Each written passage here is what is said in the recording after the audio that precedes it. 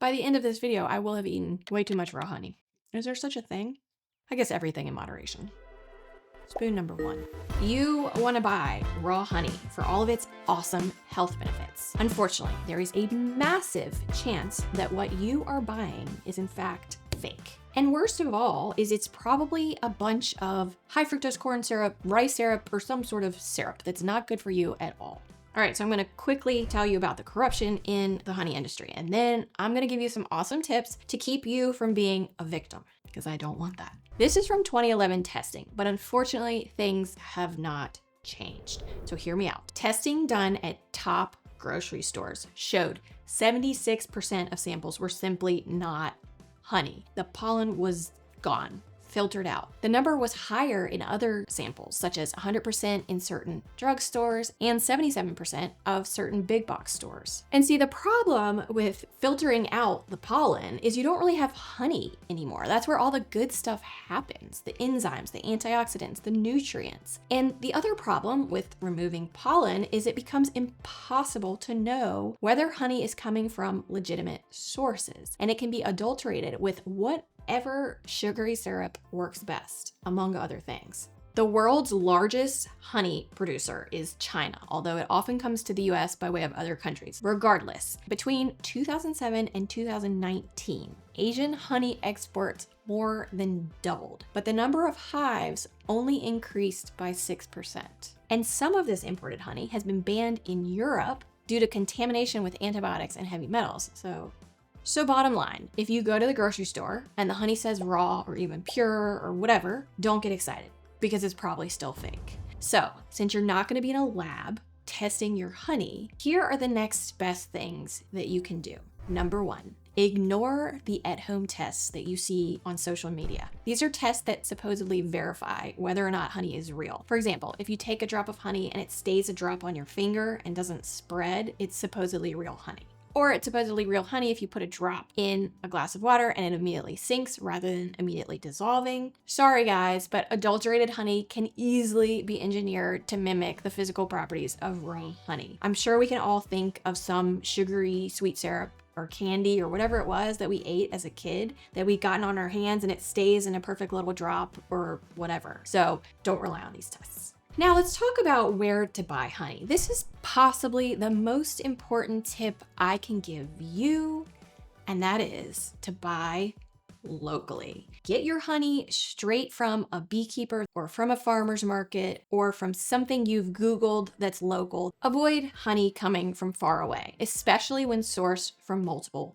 countries. Just like olive oil, the less you can track it, the more likely it's been cut with something else. And did you know that bees can also be fed sugar or corn syrup instead of eating their own honey?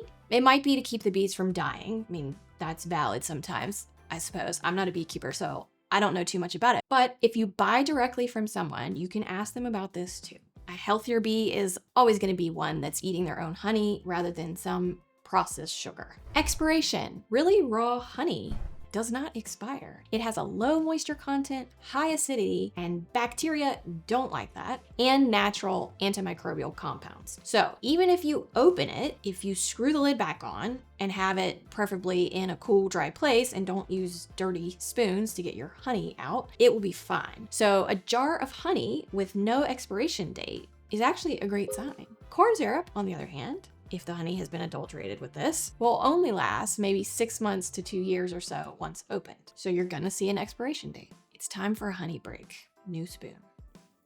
Makes you want to sing.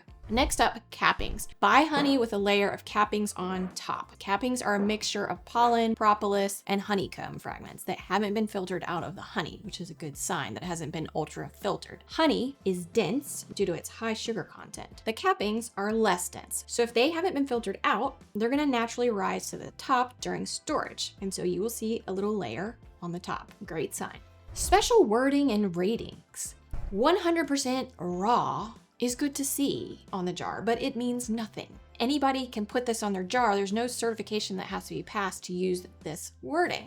Never heated, filtered, or strained is also good to see on a jar of honey. You also might find an HMF rating. A higher HMF concentration is indicative of poor storage conditions and excess heating of honey, which we don't want. You generally want your HMF rating, therefore, to be under 40. And again, if you contact a local beekeeper and they're transparent, you can ask them about these things. Cloudiness. Yes, in general, it is good to be cautious of clear honey. Ultrafiltration, which removes the pollen, all the good stuff, will give it more clarity and strip away the greatness. Raw honey is often cloudy because it's unfiltered, so it retains the pollen and all the good stuff that's gonna cloud it. However, the color and texture of honey comes from the type of flower nectar used. Even you can see with these two honeys right here, this one's a little darker than this one. They're both raw honey. And there are types of honey like acacia or tupelo that remain naturally clear due to their high fructose content. So cloudiness is not a 100% indicator of raw honey, but it's a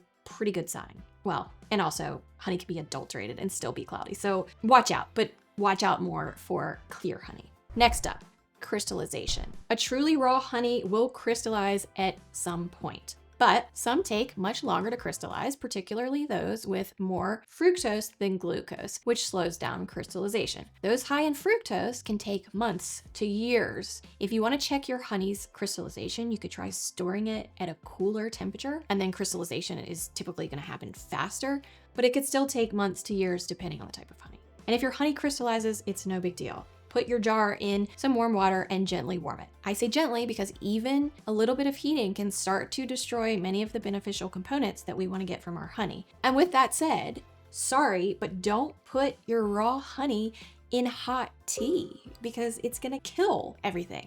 Wait till your tea has cooled or don't sweeten it. So in summation, what I am going for to get honey that's the most beneficial for my health is honey that is as straight from the hive as possible, meaning beekeepers may strain it slightly to remove beeswax and some dead bees, which nobody really wants in their honey. But it's otherwise not filtered to remove pollen, and it's definitely not heated. Heating even above 104 begins to break down enzymes and may even degrade antioxidants. So follow the steps that I mentioned, and this is more likely the wonderful honey you are gonna get. And did you know that honey is actually great for your teeth?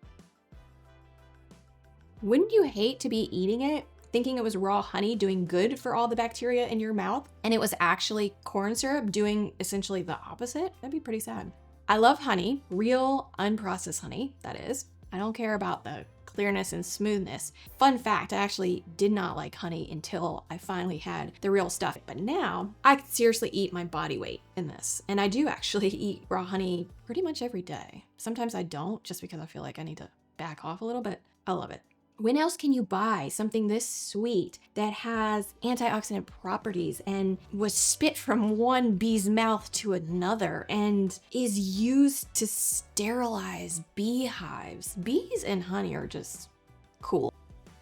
On that note, remember to eat real food, or I'll see you in the next video. Only 3 dips, not too bad. These won't be the last.